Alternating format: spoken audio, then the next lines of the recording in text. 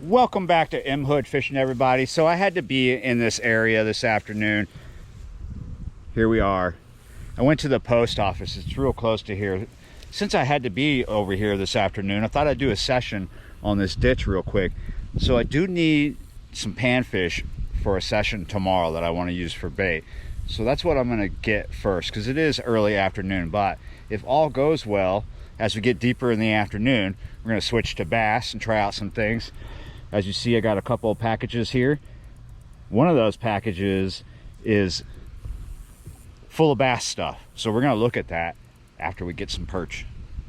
I parked in the shade, though I'm not fishing in the shade. It's actually quite warm. It's not too bad, though the heat index has it over 100. That's the field temp.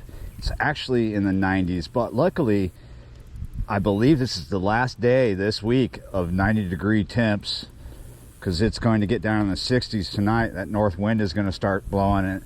It's already windy out here right now, but not too bad. As you can see, this water is kind of a muddy coffee color.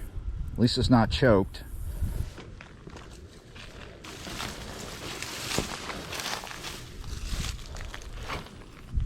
Try right here. It's not very deep, but sometimes there's stuff right there. We're just drop shotting. Look at that. Right off the bat. That's nice and big, but these actually make horrible catfish bait. As I was saying, I'm just drop shotting a red wiggler on a size. Oh, there's the mate. Size 6. This canal, this ditch here, tends to be full of big cichlids. That's a female, whereas the first one was a male. Oh, I set the rod down and the worm went in there. Dang. I wasn't even seriously fishing. I just accidentally put the worm in the water. Caught a fish. All right, this time I'm gonna throw it back there. See if there's anything hiding out. It might be a cooler water temp, so stuff might be just relaxing. Oh, we had a bite right there. But it's also likely that we could just get big cichlids. We still have them. Oh, we actually got a piece of bait. Not too big though. I'm gonna actually let this one go because I'm looking for bigger panfish to use tomorrow.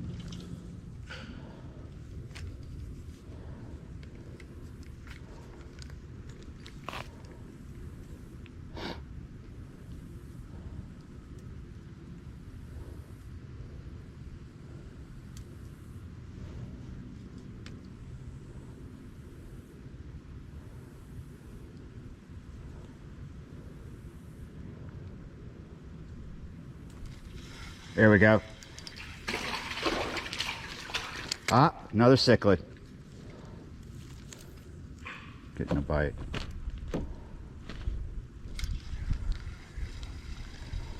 What is this? It's not very big. Another small gill.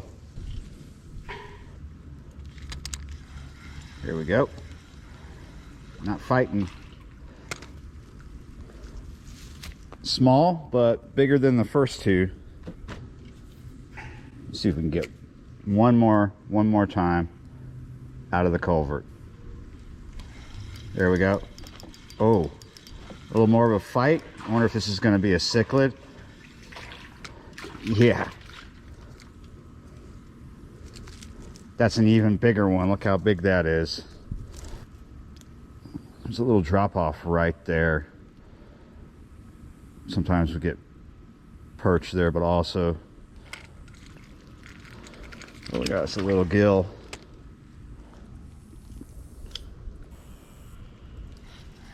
What we got? Not very big. Just another gill.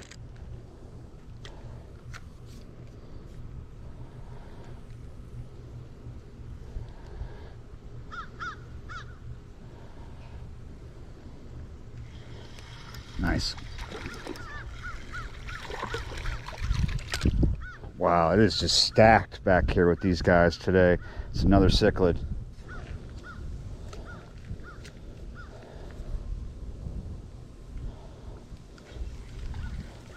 Oh, right out of the weeds. Another little gill. Where are the big ones?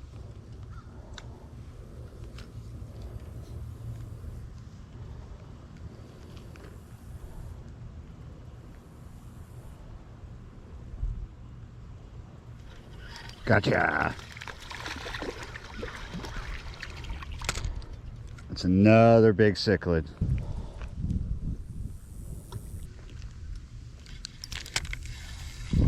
Nice. Ah, another cichlid. Big fighters, good fighters, but not good bait.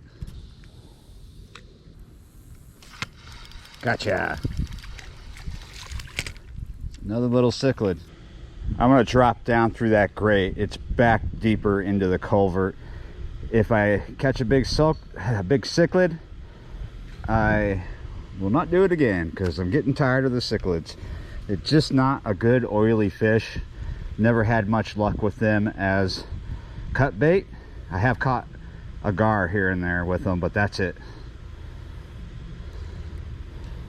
There we go, got one. It's kind of big. Oh, look at that. Look at the size of that. That's a red ear. There we go.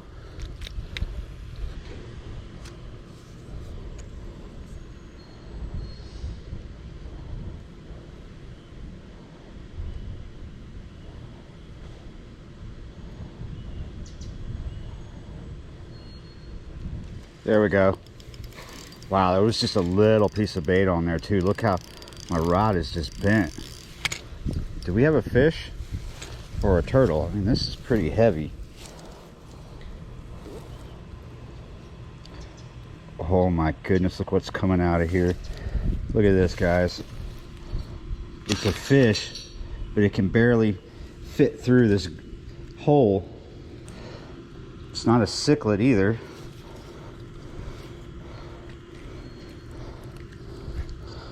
Oh, I've never caught a perch here that wouldn't fit through here.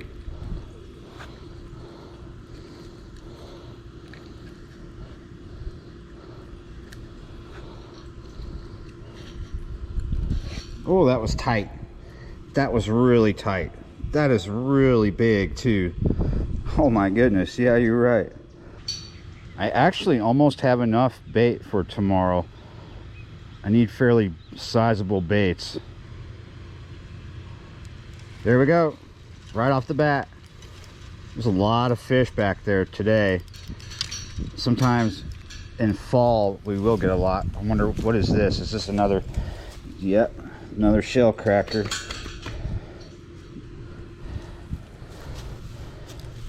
That hook is down in there again.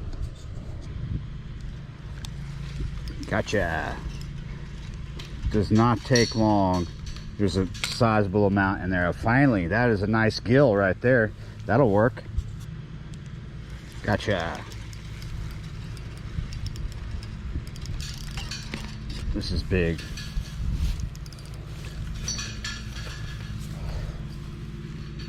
Oh, cichlid.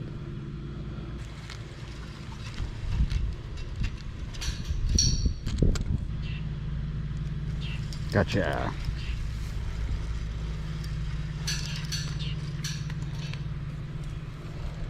Another cichlid.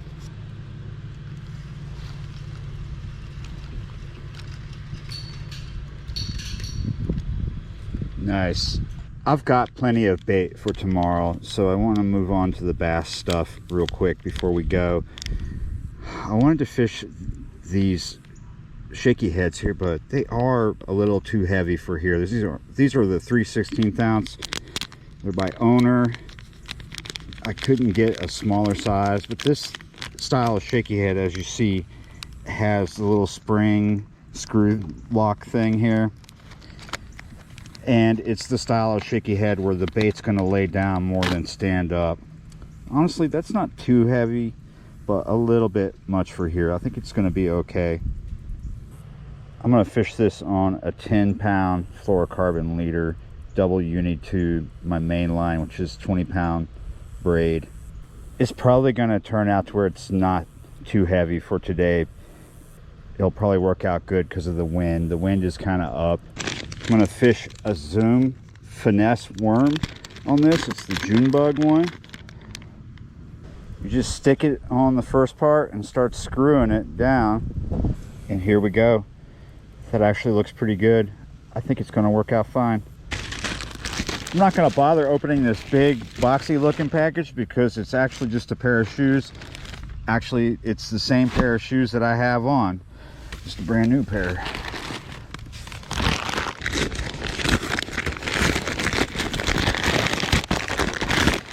All right, what do we got here? Procure Trophy Bass. Scent gel is what it is. And we got another one. We got crawfish. Super gel is Procure again. Blue crab. Are you sensing a theme? Here is the shrimp. And here is the mullet. I got these for myself. That's everything that was in there. We are going to use this one this afternoon, the Trophy Bass Super Gel for that finesse worm. I haven't used anything like this since I was a kid, young teenager. I just stopped doing it, but we're gonna try it out. It's kind of a brown liquid gel, so it's supposed to stick to your soft plastic for a good long time. We're just gonna put it up here. Just that's maybe even too much.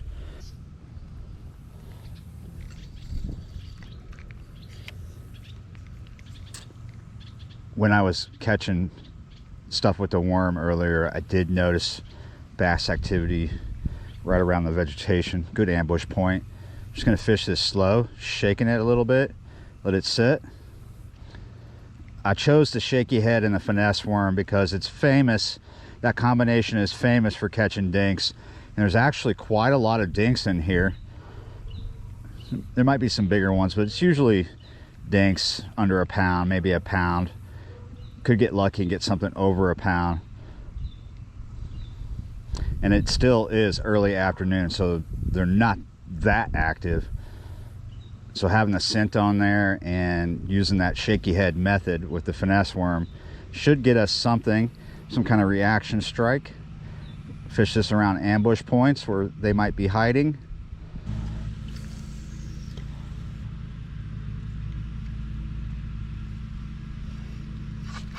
Gotcha. The line moved before I felt the bite. That's not bad. That's not bad. It's a dink, but that's not bad. That's maybe a pound. Yeah, you're right. He hit good. Nice. It's a nice little dink. That's all the time I actually have, guys. So thanks for watching, liking, sharing, and subscribing, and I will see you next time.